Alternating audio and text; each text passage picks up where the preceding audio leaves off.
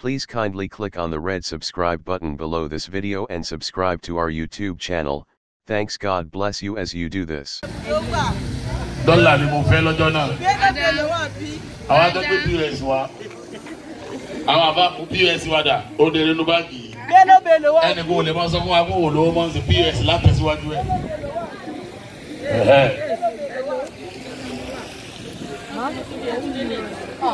Ayẹyẹ obìnrin rẹ̀ ẹ bá bọ̀ ó rẹ̀ mí. Èmi nìkan mọ̀ wá bẹ́ẹ̀. Àwọn tó kú náà tó dé. Bàbá wa jókòó báyìí adúpẹ́ fọlọ́hún. Ìyá wa ìdílé ó yẹ máa bọ̀ ń bí. Alájà wa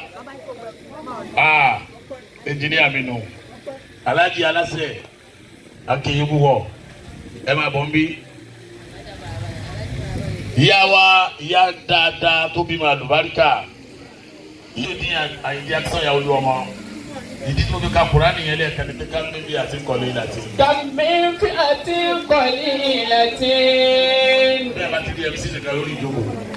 Gàlàbá ti fi àtàwọn kàfí rọ̀tà bí ìdílé lọ́ọ̀hì. Ọ̀tọ̀ ló lówó ọ̀tọ̀ láláàánú. Ẹlòmíín lówó ni kò láàánú. Olówó lásán ti ń bẹ láyé yóò máa fi gbogbo ilé tó kọ́ ẹ̀ èmi ni mo nílẹ̀ yìí. Èmi mo ra mọ́tò yìí. Èmi mo ní kinní yìí. Ẹ kà máa tẹ̀lé lásán ni kò sí tẹ́ bẹ́ẹ̀ rí la. Inshallah, gbogbo wa ẹ jẹ́ á dìde dúró fún opening prayer. Imam Sheikh Abdulgani, oya. Bismillah. Sheikh Abdulwahab ọmọkùnrin oya. Àdúrà bẹ̀rẹ̀. Allahu akbar, Allahu akbar, Allahu akbar. La ilaha illallah wa lillahil hamd. الله أكبر كبيرا والحمد لله كثيرا وسبحان الله بكرة وأصيلا لا إله إلا الله وحده ويسعد الله أقواما بأقوام. Ọlọ́run ní kò rí tí mo rẹ wọ̀ tí mo láyé orí tí mo rẹ wọ̀. صاحب ذوي الفضل تسعد من كرامته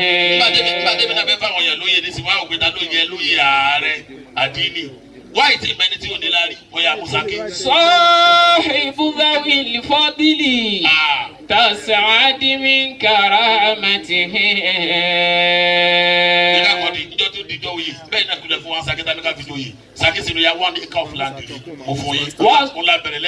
وصحبهم صادقا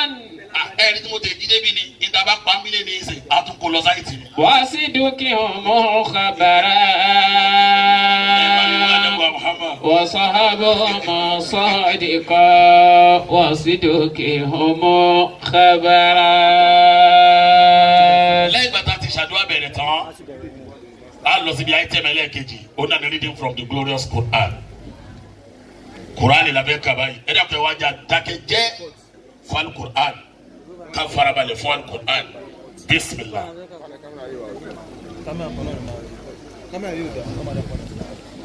Bẹ́ẹ̀ yìí ayé ti yà ń bọ̀ tìdí láti sáyé ni ọjà ń bọ̀ láyé níbo ni wọ́n náà bẹ́ẹ̀ bá ṣọ́ọ̀bù tiẹ̀ sí. Zahim.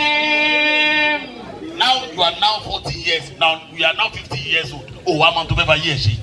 Bàbá kaka fíìdì láyé múkàrí òsùn ni ló fi sùn. وعمل تنل إن القعود حرام. Ògbọ́n tá a fa sọ ni ó ní Zahim. Zahim. Ìyẹn gbọ́dọ̀ sáré láyé ni. Zahim. Wàá fàdúrà sáré láyé. Zahim. Wàá fi sàárà wàá fi sáré láyé. Zahim. Wàá fi wàárẹ̀ wàá fi sáré láyé. زاحم فميدان الحياة زحام. Ayé èèyàn márùn-ún ní sáré láyé. Ọ̀gá bẹ̀rù èèyàn márùn-ún ní sáré láyé Sake. Èèyàn márùn-ún ní sáré láyé o. Ẹ̀ẹ́dì pé dábàá bẹ́ sáré lórí tíráàkì náà ti sáré ní stadium.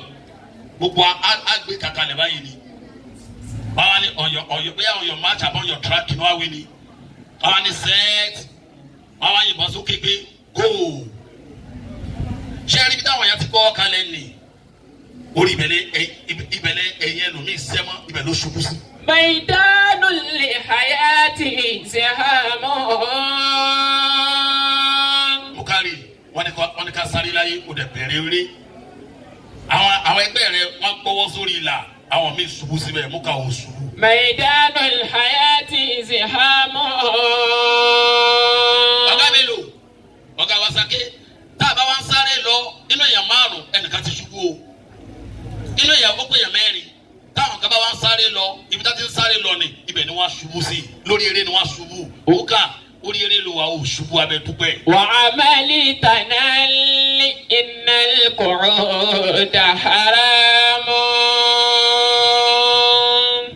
ọdún méjì tó ṣubú ẹlẹ́kẹ̀ẹ́ta. Thank you so much for watching our videos. And importantly, you need to subscribe because we drop videos almost every day. Any events going on in Nigeria, Gua TV is always the first to get there. So you just need to subscribe unless you'll be missing out. And how to subscribe? There's a circle here written Gua TV. Click on it, you see a subscribe button. Click on the subscribe button. That's all. And if any event just take place or you heard something, just go on YouTube, search for Gua TV. You see the. And if you have a big show coming up, any event, you can call us.